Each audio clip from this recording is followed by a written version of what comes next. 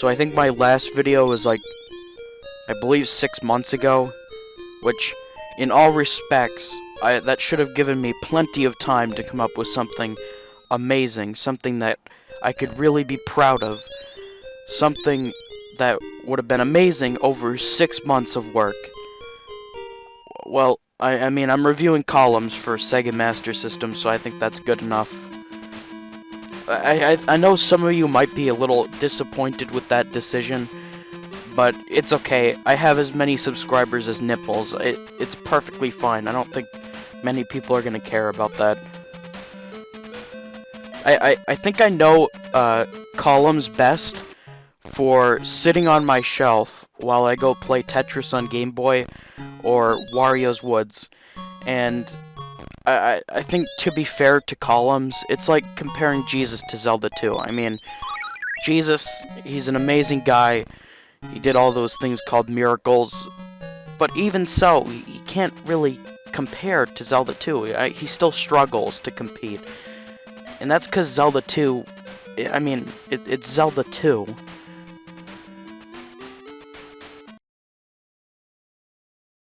Alright, so Columns does have a few things going for it. One of them being, of course, the versus mode. The two-player options are actually not bad. Of course, there's the versus mode, and that's usually where most puzzle games would stop.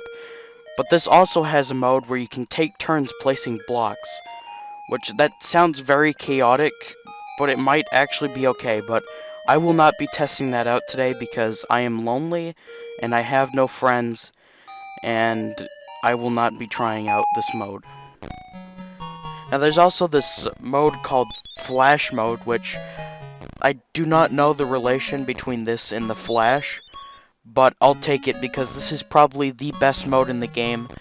It's basically columns, but there's a small catch, which is there's something at the bottom, and you have to match that up with the color that it's representing.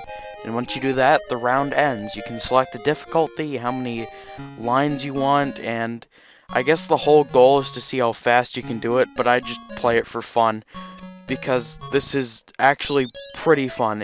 I mean, it's not amazing, but it's a pretty fun mode, and it's one of the biggest things this game has going for it. But the original game is... it's Tetris. I don't like comparing it to Tetris, but what can I say? It's actually Tetris.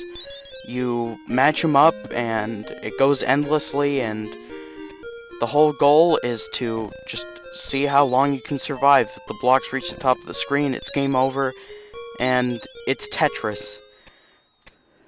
Now, would I recommend columns on Sega Master System? No. And there's a few reasons for that. One is that nobody owns a Sega Master System. Not many people have fond memories of it.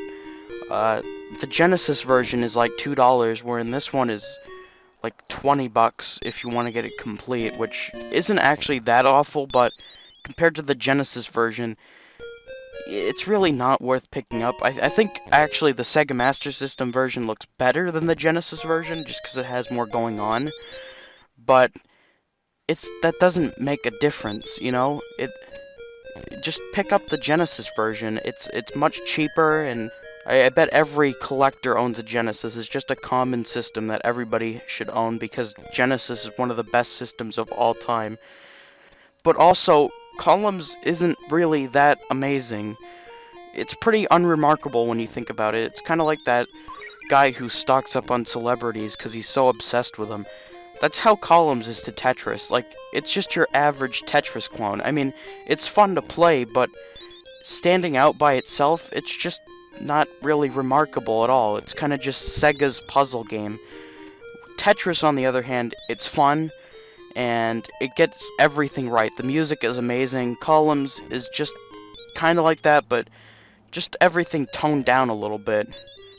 So if you haven't played a puzzle game before, Columns is okay, but at that point, as soon as you play Wario's Woods, it's just amazing. I mean, Wario's Woods is my favorite puzzle game of all time because it's much more frantic than anything than Columns or Tetris could do, but also it's original. Columns isn't original. Like, it's pretty much the same thing as Tetris, except it's Sega's version.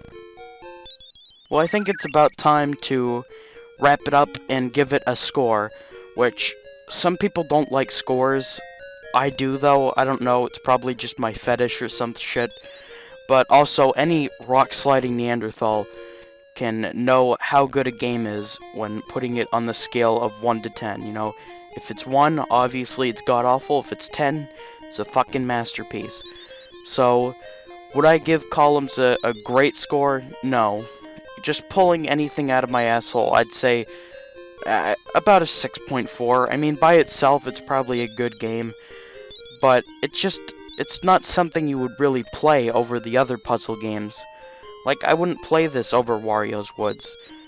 It just sits on my shelf for the most part. And I know some people love Columns, and good for them. You know, if you like Columns, then that's great. I'm just not a Columns fan.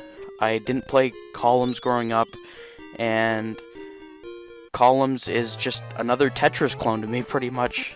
Sorry if that offended you, but I really just don't know what to say.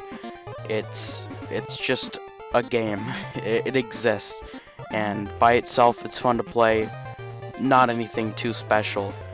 But if you join me next time, maybe if you didn't find this review so darn offensive, then you can join me next time, where I will be reviewing something the opposite of unremarkable. In fact, it was sent by heaven onto this mortal plane, and it'll also make you hungry for a burger. So next time, I will be reviewing BurgerTime on Intellivision, one of the best arcade ports I've ever played in my life, and one of the best arcade games I ever played in my life in general. So next time, it's BurgerTime on Intellivision. It's really good, but I can't wait to talk more about it. Anyway, I'll talk to you later. Bye.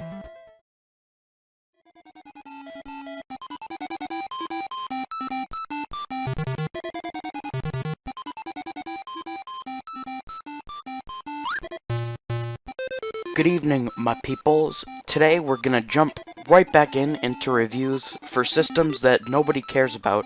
Last time it was Columns for Sega Master System. Not a whole lot of people talked about it. And today we're gonna do some Intellivision reviews, or, well, just one review, which is BurgerTime.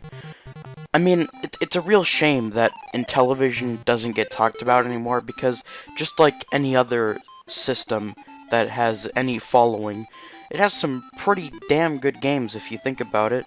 B-17 Bomber, Auto Racing, Utopia, and arguably the best game of the entire generation of systems, and let alone the Intellivision, BurgerTime. BurgerTime is truly amazing. I'm not kidding when I say this is probably the best game of the entire generation. I mean, it's so good, you can't even compare it to another video game. In fact, the only thing I can think of comparing it to is a burger, a perfectly seasoned burger with 3 types of gameplays, which of course are good, just fun, replayable, and addictive gameplay, which most games don't usually get all 3 right. Usually they'll get 1 or 2, and then they're missing out on the other. I know there are a lot of people who would consider story an important element of a game. Here's my stance on that. Story is only important if the developer makes it important. That's my stance. And BurgerTime, of course, the story wasn't made important, so I'm not gonna really talk about that, because that's just unfair. You know, that wasn't the purpose of this game, or really wasn't the purpose of any game back then. And, you know, I'm not gonna be on my knees sucking BurgerTime's cock this entire review, because I have problems with it. This port of BurgerTime isn't perfect, although, to be honest, this is the only version of BurgerTime I've ever played. Maybe I'm uneducated doofus now, but that's okay. I'm gonna get to the negatives. But for now, I'm not done with the positives, because there are so many positives for BurgerTime that's just gonna be most of the review, so I'm sorry about that. The big hook of BurgerTime is that you want to get a high score, But the game doesn't just give you points all willy-nilly. You actually have to try and earn points. You have to play the game differently to try and earn points, and that's the big fun of it. You have to take your time and try and crush the enemies with the burger, or lure them on top of the food, and then drop it down, and you'll score massive points. I mean, that's the fun of it, you know? Trying to build up a high score, and not really just rushing through it. Because if you do that, then BurgerTime isn't really that fun. BurgerTime also keeps you completely focused 100%, which, again, not a whole lot of games can do successfully. And why does it do that? Why do you need to be focused 100%? Because it's very easy to get cornered in BurgerTime. If you're not 100% focused on everything, then you'll be swiftly destroyed by a spinning pickle. I mean, look at this pickle. I mean, why is it spinning? Why is there a spinning pickle? It looks like a living flat earth theory. It's disgusting. Although, I like pickles on burgers, so why is it trying to attack you? Why not get on the burger to be eaten? Actually, when I think about it, I don't think a pickle wants to be eaten. You know, if I was a pickle, I don't think I'd want to be devoured at McDonald's. Anyway, screw that. The other enemies that you'll find, fried egg, you know. Gotta love the fried eggs. Actually, I know this might be controversial, but I hate regular eggs. It has to be on a sandwich. And of course you have hot dogs, which I guess that makes sense. Maybe hot dogs and burgers are natural enemies. That's fair enough, but I guess they just picked some random foods and said, here, take it. So, I know I can drag on about how good BurgerTime is for the Intellivision. Here's what the negatives boil down to. Because this game is so good, one of the negatives is the Intellivision controller itself. Particularly the side buttons. I'll press the side button, and the fucking pepper doesn't come out, which, by the way, is the only thing you can use when you're cornered to get out because it stuns the enemies. So that's your only line of defense other than killing them directly, but that's not possible when you're cornered. And when I press the side button, it doesn't deploy, and that's really frustrating. And we're not even done quite yet. There's a few other things that are mostly minor, to be honest. Whenever you kill food, you have to be careful. You have to watch your goddamn step, because every step of the way, there might be an enemy that might spawn directly on top of you, and you get destroyed without even knowing it would be there. I mean, come on, man. This isn't Indiana Jones in the BurgerTime of Doom. This is a video game, and I don't want to be trapped and have to worry about that, because that's cheap, you know? That's cheap as hell. And the last of the negatives isn't really a big deal either. I think it's just just that which really pisses me off, because that's so cheap. That's not good game design. You almost nailed it. You almost nailed it perfectly. Anyway, the last of the negatives, again, it's not a big deal. It's just that if you want to actually play BurgerTime, this isn't something that anyone can jump into. In fact, my first time around, I didn't like BurgerTime that much because I didn't know what I was doing. It's a pretty big trial and error game. You have to learn the level design, which spots are the worst places to be, and how to properly trap food. And that's pretty much it, really. I mean, BurgerTime is nearly perfect. I don't like to say that, but it's actually fantastic. It isn't perfect, but I just have a fun time every time I play it. It's not something that's gonna leave like a story-driven impact on you, or it doesn't have the most complicated of gameplay, but it's just something where if you play it, you're just bound to have fun. And that's why, oh god, I gotta give it a score. Oh man, just pull something out of my butthole. Actually, no, I did think about it this one. I'd say 9.2, because, alright, so it's fantastic because you can jump in and play it. I mean, But the problems are, of course, we have the minor problems that I listed earlier, and it's other games, they have more complicated gameplay, which it's just something that adds on, you know? And BurgerTime, it didn't need to have complicated gameplay, but I just wouldn't give it the 10 out of 10 score, just because I like to have a game that leaves an impact on me, too, after I play it. But BurgerTime, it's an absolute must-play. In fact, I'd buy an Intellivision just to play BurgerTime, because it is so damn good. It nails all the good gameplay aspects that really all it could have used was just a little bit more complexity. Only a little bit more, though, because it actually has more complexity than a lot of the arcade games at the time. So, BurgerTime, absolutely phenomenal. Play this game, like, at all costs. Or you could even play the ColecoVision port, which might be better. I don't think I've played it, but anyway, I'll check you next time. That sounds really weird. I'm not gonna check you, I'm gonna talk to you next time. Because that's exactly what I'm doing. I'm not actually touching you in any way. Alright, this is weird. Alright, I'll see you later, everyone.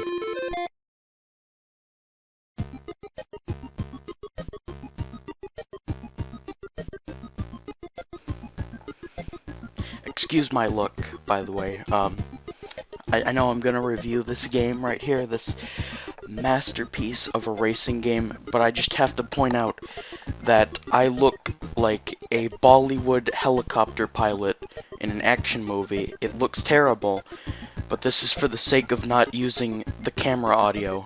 Anyway, this is Wave Race 64, probably the worst title of all time, and for a system that I think is highly overrated and genuinely don't really like all that much.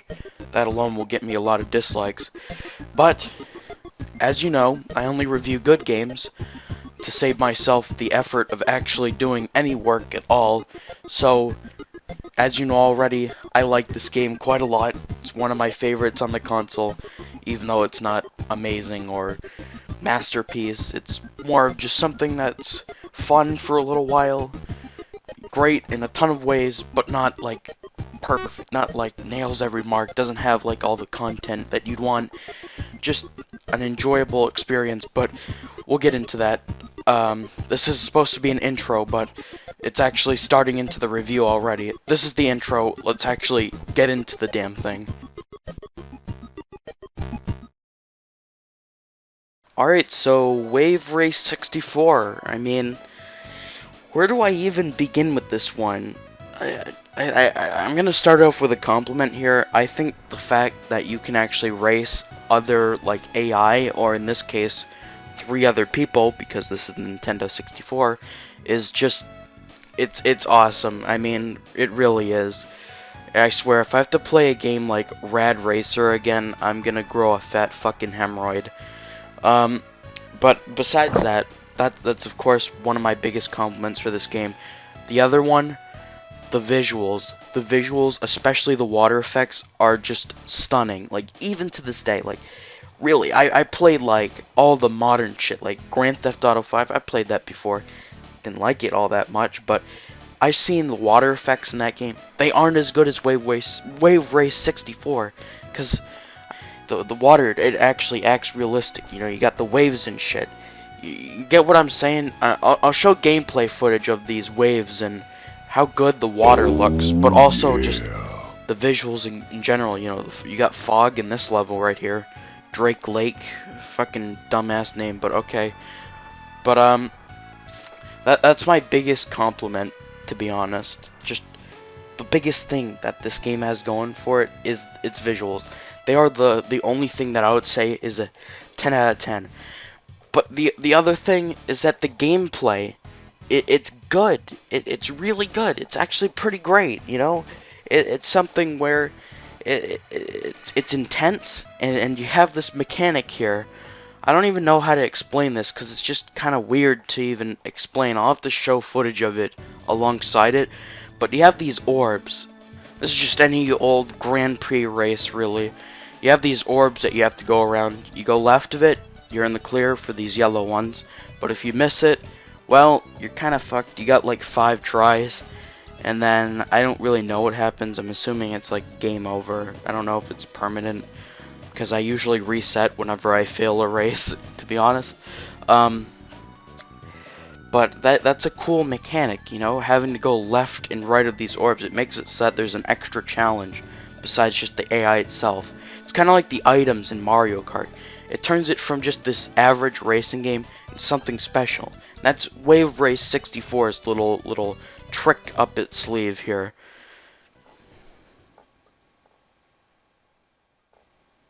Anyway, we got a few other modes here, but before that, there's the option to name your racer. I didn't name any of these. I think someone, well, obviously this is a pre-owned cartridge, but obviously someone before me named some of these characters, so I guess we'll check them out. I think we'll pass over that one. Again, I named this one Chid, because it looks like me, except I'm like a lot fatter, but I want to project myself with a good image here. Anyway, getting on to the real modes, we got a time trial, standard with any Mario Kart game, and also a what is it? A stunt mode. It's a stunt mode.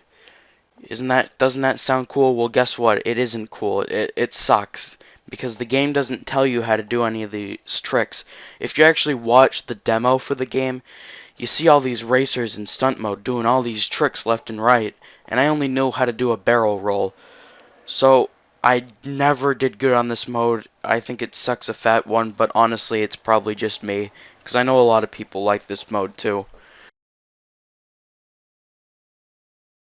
Well, I would like to continue with this review, but that's all the content Wave Race 64 has. I think its biggest bonus is the visuals and the gameplay. The gameplay is very intense without relying on the rubber banding like Mario Kart 64 did.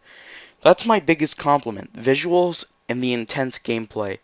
And that's really makes up any good game except the visual part, but the gameplay part is the most important part. Wave Race 64, it has good gameplay. Anyway, let's get my thoughts finished up here and end this bastard review so that we can move on finally.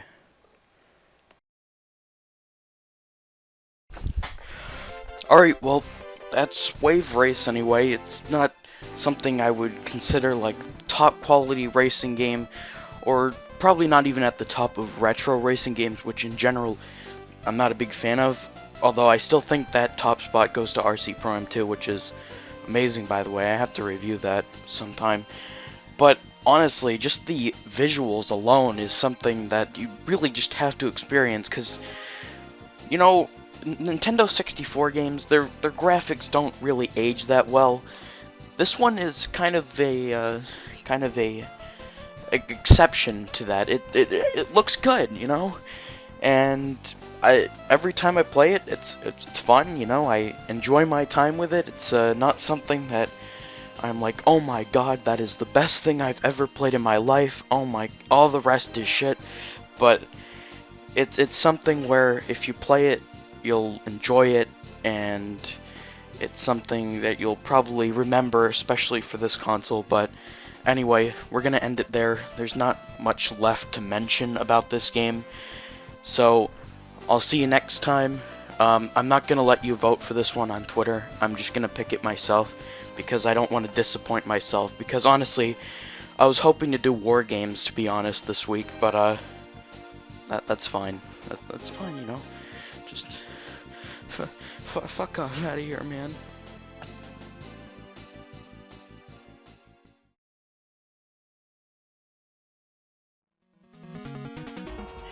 Good evening, everyone. Today we have a very special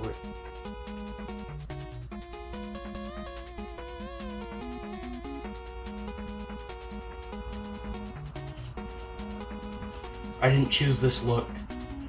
Good evening, everyone. Today we have a review for the ColecoVision. Not the Intellivision, not the Atari 2600. Why the ColecoVision? Well, anyway, the ColecoVision is kind of a weird one. You know, when it came out, Atari kind of lost their minds because this thing was the beast. It was more powerful than any console seen at that time, except maybe the Vectrex, but that was like different hardware. It was like using wire graphics. But yeah, Atari ended up making the Atari 5200, which they didn't really need to do because that just ended up tarnishing their brand, and the Atari 2600 was selling well already. Mattel ended up just kind of sitting this one out, like they were just in the back smoking crystal, and they didn't really care. They didn't like come up with a new system because they were doing well already, and that was the smart move. But even though the ColecoVision was the most powerful system of the time, it ended up selling the least amount of units. And why is that? Well, that's because it came out in 1982. So 1 year later, the whole market would crash, and that was pretty much it for Coleco. They never made another console. They just kind of dropped out. For this review, we are going to look at the console, the controllers. I have a lot to say about the controllers, and of course, the most important aspect, the games. We'll go over pros and cons about the system and compare it to the other systems of the time that I own anyway. Why don't we move on with the console, this big fat hulking beast of a console.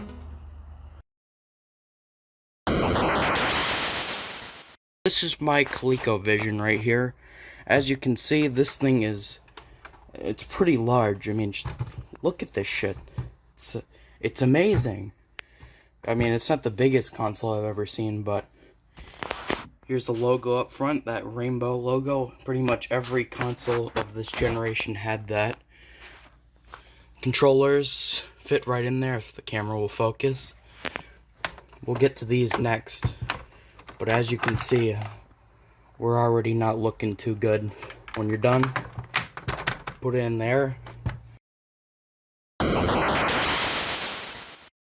Just open it up, and if you want to play the Atari 2600 adapter, yes, they made that. They got sued, but they actually won. But if you want to put that in here and play some Atari 2600, I mean, go right ahead. I mean, it's not easy to find, but yeah, why not? I don't know what this is on my console. I mean, I'm led to believe that this is like jizz or something, but whatever it is, it won't come off. It's like stuck there. It's like this crust. I tried getting it out, believe me. Here is where the RF port goes. It'll focus. And yeah, this is the ColecoVision.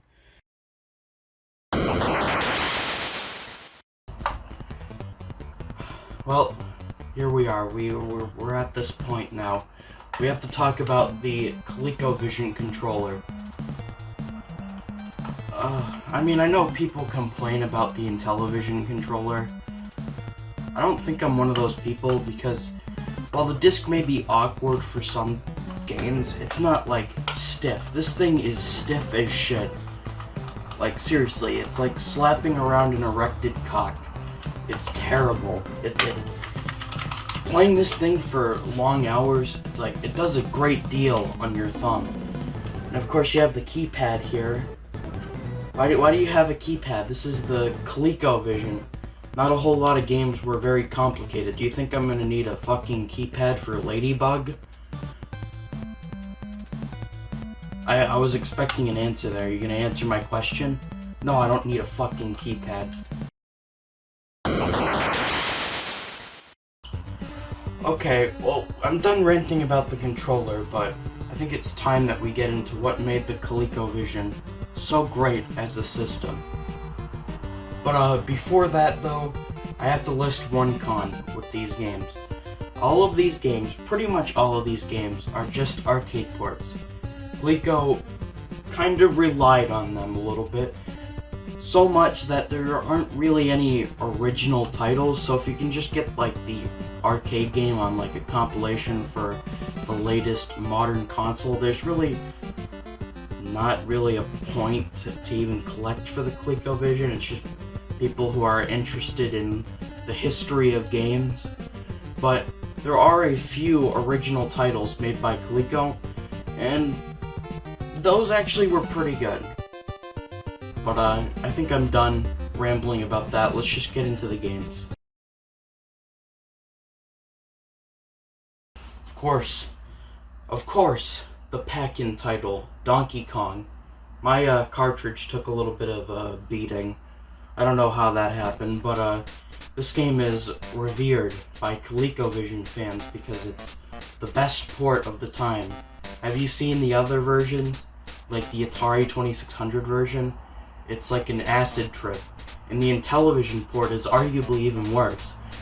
It doesn't even look like Mario and Donkey Kong. It's just, for all I know, it could be Jimmy the Plumber versus Harambe. Not even close. This thing, you actually know what Mario looks like. You can identify him looking like the one from the arcade, as well as Donkey Kong. It has its problems, doesn't have the animations, doesn't have all the levels. But overall, I'd say it's a pretty good port. It's easy, so after a while you just kind of get bored, but I'd say pick it up. It's like $5. One of the easiest games to find since it, came packed in with the system. Yeah, it's time to move on. Zaxxon, one of the other famous games for this system. I'm not only gonna mention my favorites. This is a console review. We're just gonna go over some random games. And this game,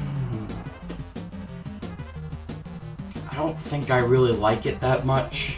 It's just, the challenge is mostly focused on the perspective, just trying to get just align yourself with the enemies. I'll have to show you what it is, what I mean when I say this, but I don't know, it's just not that fun to me personally. I'd rather just play like a different shooter, maybe Space Invaders, even though it's kind of a completely different game. I don't know, play this one if you like Zaxxon, but if you don't, there's no point, really. On the opposite scale, here is Pepper 2. If you saw this in a game store, you would be like, why do I want to play a game about fucking Pepper? Well, yeah, I don't blame you, but believe it or not, this has nothing to do with the seasoning known as pepper. And not the second one either. There wasn't even a first one, it's just Pepper 2. This is a maze game, kind of like Pac-Man, or Lock and Chase, or what we're about to showcase later, Ladybug. But I don't know, it feels a little different. It's really trippy, to be honest. It's like actually an acid trip. I made that comparison with the Atari 2600 version of Donkey Kong, but this thing is actually weird as shit. You're like this little alien creature trying to like zip up these squares, and then when you zip up all the squares on the screen, you win. I have zero clue what is going on in this game, but it's fun. You'd have to see it, but it's really fun. War games. You know when I said there were some original titles for the ColecoVision? Well, this is one of them, and this is actually one of my favorites. It's kind of unique too, which goes against everything the ColecoVision stands for. Alright, so basically you're trying to defend the United States from a nuclear attack. Or at least that's how it would seem on paper. What you're actually doing is trying to convince the guys at the Pentagon or whatever that the Soviets aren't actually launching an attack and it's just this computer piece of shit. It's basically the movie plot. So if you want me to explain it, that's too bad. Just read the plot for the movie. Yeah, this is based on a movie, and it's actually good. Well, that's a surprise. But anyway, I think we'll just move on from there. War games, very fun. It's one of the reasons I would say you should buy a ColecoVision, because you can't really find this on any other home console. Frenzy. I think everyone here has played Berserk, but has anyone played Frenzy? Like, I don't think I hear anyone talking about this game, but it's actually better than Berserk. This game is so cheap. It's so incredibly cheap. I hate to say that, but it just... Oh man. I wish I could like Frenzy, but I don't know. It's just if you like Berserk, then this is the only home console that you can find this on. So that's reason alone to pick up a ColecoVision. But me personally, this game is just good. You know, it had extreme potential for me. Alright, we have to get to arguably my favorite ColecoVision game of all time, Time Pilot. It takes everything the ColecoVision stands for, which is just simple arcade action, and it just makes it beautiful. It's like an art. The game's sound is amazing. The gameplay, it's more intense. It's more action-packed than any other ColecoVision game. But also, it's just... How do I put Time Pilot? It's like, you can't really explain such a simple game so well. The only thing you can do is just play it. I say this over and over again, but you just have to play these games to know what I'm talking about. I'll show you gameplay to try and make it as cool as I can make it look, because until you played Time Pilot, you won't even know just how good it is.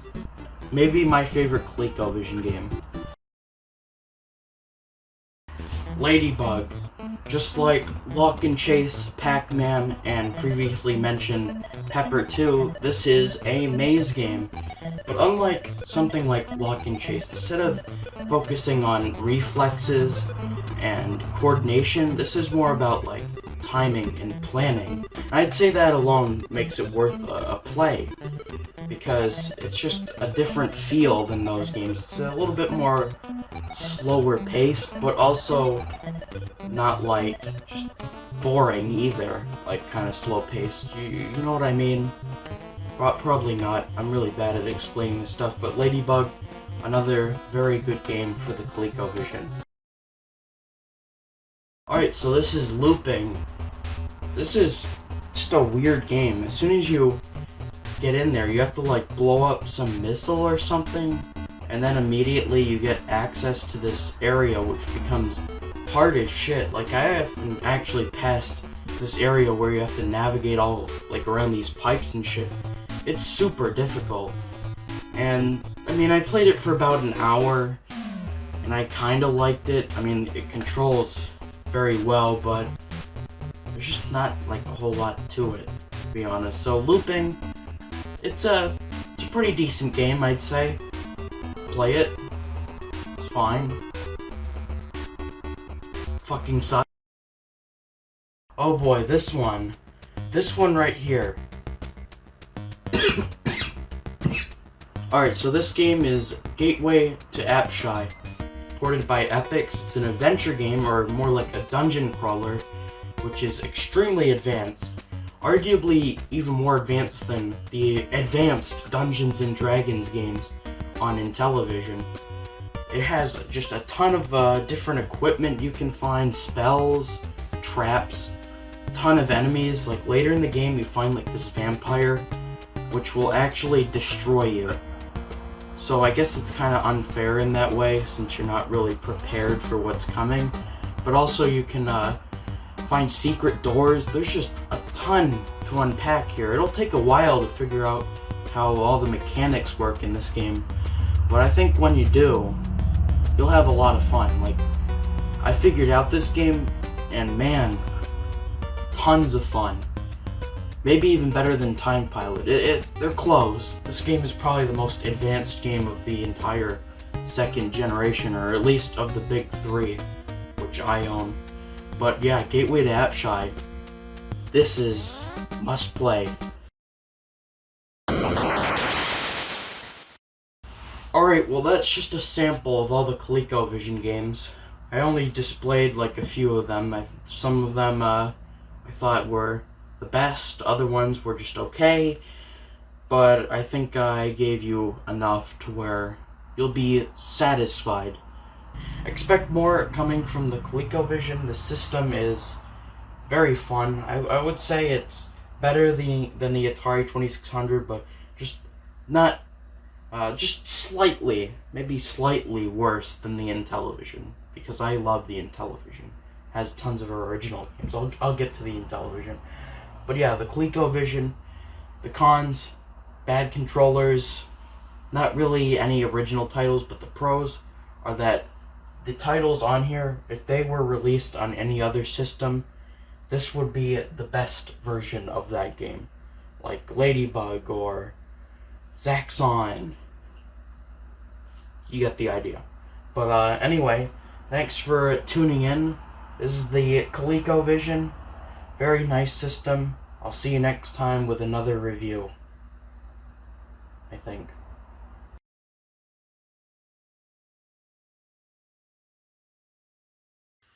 Hey guys, how's it going? Happy Thanksgiving, by the way. Hope you're doing well, maybe enjoying some turkey with your family, in which case I mean you have them in a Zoom call and you're shoving turkey into your mask. Or, maybe like me, you're just sitting around and enjoying some time with your Atari 7800. Whatever the case is, hope you're having a good Thanksgiving. And today we're going to be reviewing an Atari 7800 game. I know, right? Real surprising by the title. And what other perfect game to review other than Food Fight, where you're actually throwing food at people. Maybe not Thanksgiving themed food. If it was turkey, that would be pretty cool. But regardless, it's about food.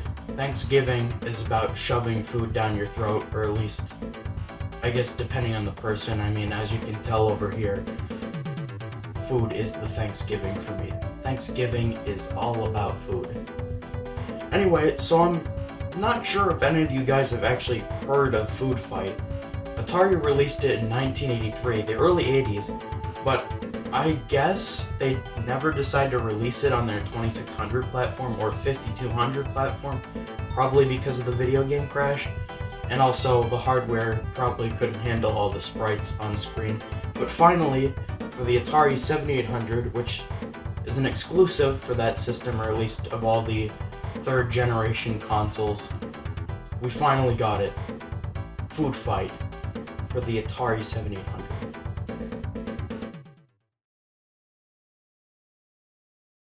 Okay, so according to the Food Fight manual, this is the whole story of the game, and it's only one paragraph, by the way, so it's story time. Once there is a fellow named Charlie Chuck. More than anything, Charlie loved to eat. Sound familiar? Her name's not Charlie. So, when he went to the carnival one hot summer day, he headed straight for the food fight contest. Also, according to the manual, he has to battle 4 chefs that come out of manhole covers. They come out of the sewers. Anyway, Angelo, Zorba, Oscar, and Jocks, pretty sure that says Jocks, and they come out of manhole covers. They come out of the sewers to come throw food at you. Alright, honestly, I'm not really sure I believe this. If this is based off a true story, they probably were coming to use him for nefarious purposes, we'll say. We'll keep it family friendly here, but Charlie is in big trouble, and he should probably get in contact with the police.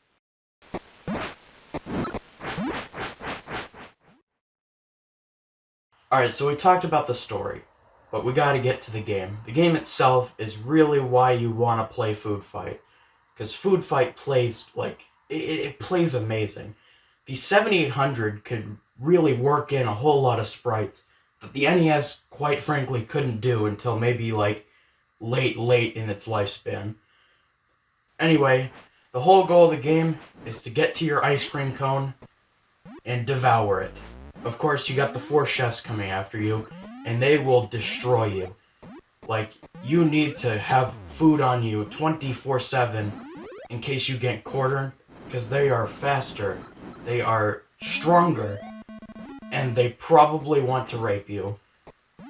Alright, so you have a whole ton of weapons that you can use to fight these chefs that are coming to destroy you. First, you got the tomatoes. They go right across the screen super fast, gets right down to the point. You also got these muffins, more of the same thing, pretty much.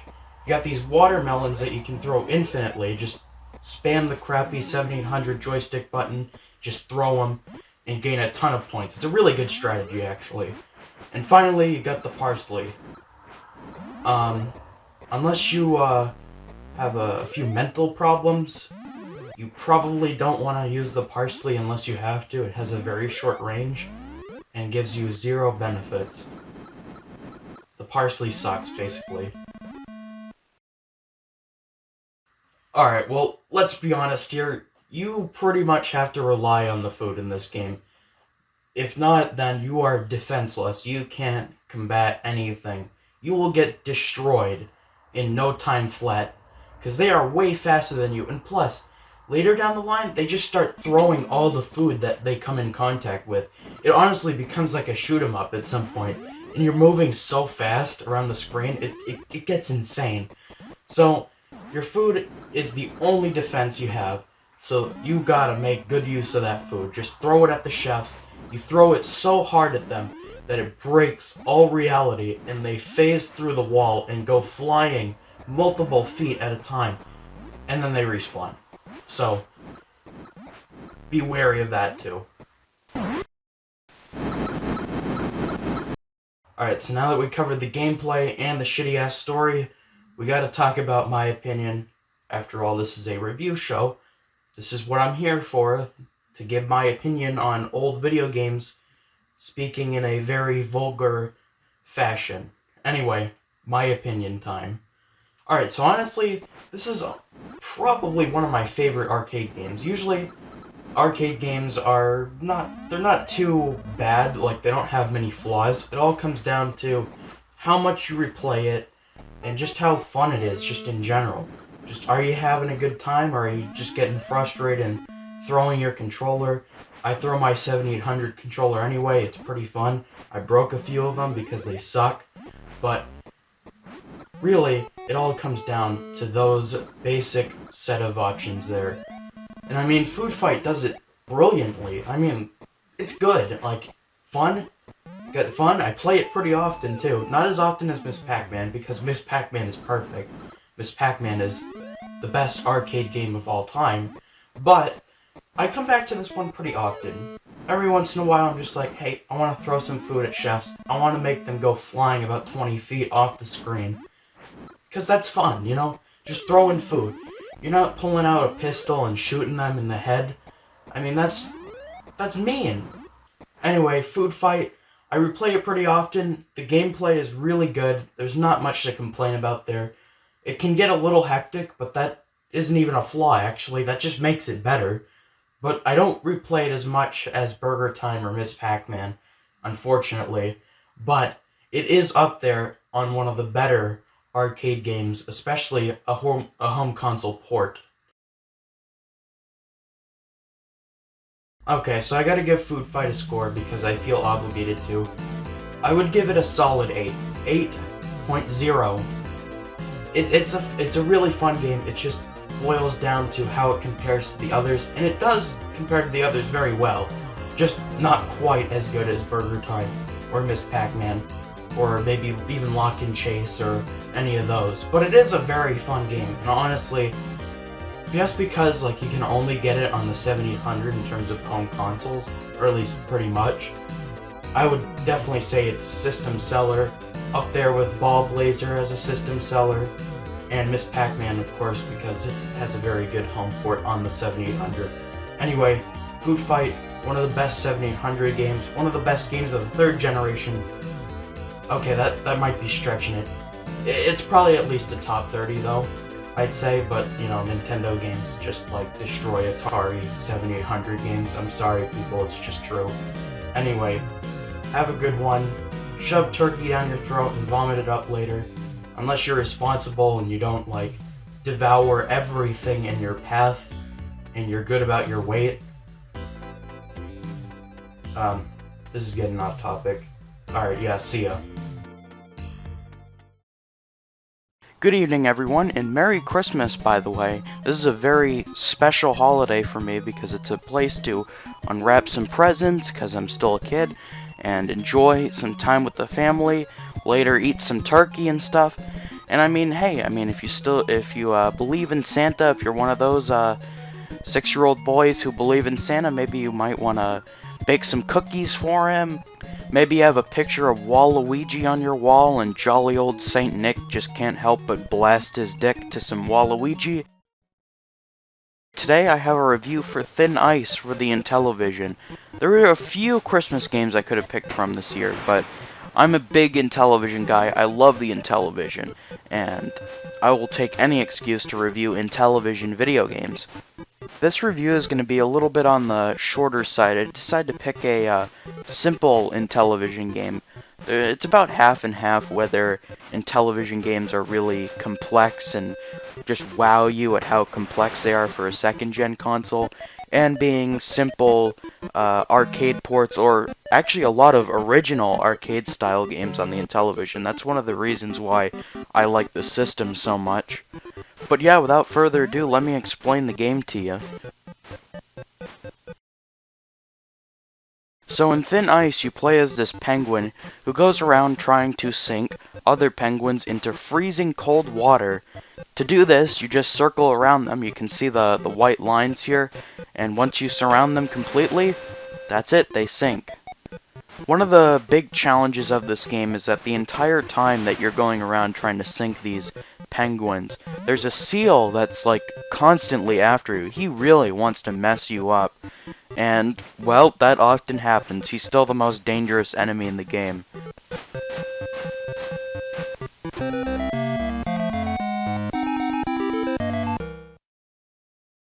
Speaking of other enemies, there's also these polar bears here, which move a lot slower than the seal, but they're still dangerous just by the quantity of enemies coming after you.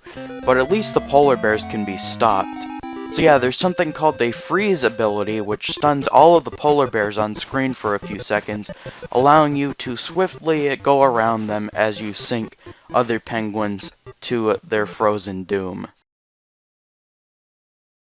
Of course, that won't stop the seal though, and if he touches one of your little white lines, he will be on you for the rest of the game, and it might seem kind of confusing how to shake him off, but he can track you pretty easily if he finds one of your lines, and to do that, you just change directions super rapidly, or an easier way, if you've already destroyed some of the ice, you can just go in the water, and that will end his tracking rampage.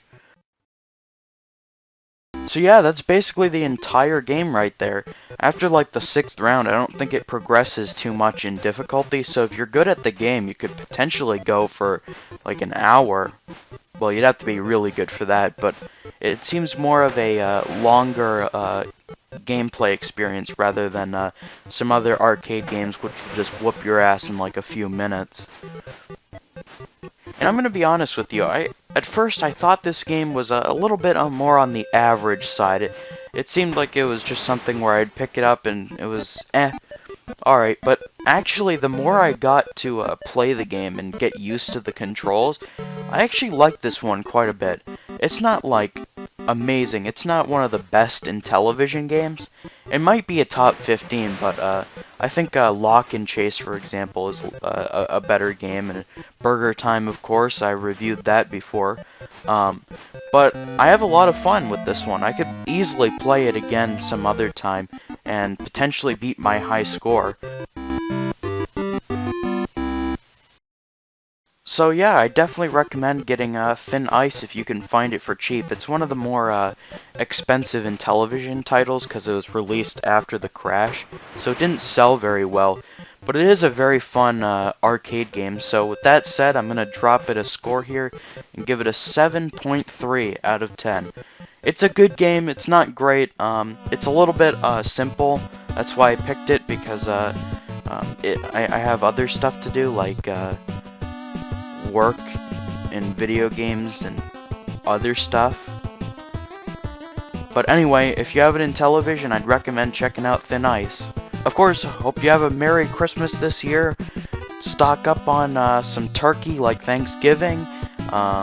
open some presents if you're on the younger side, or maybe even if your parents still give you presents.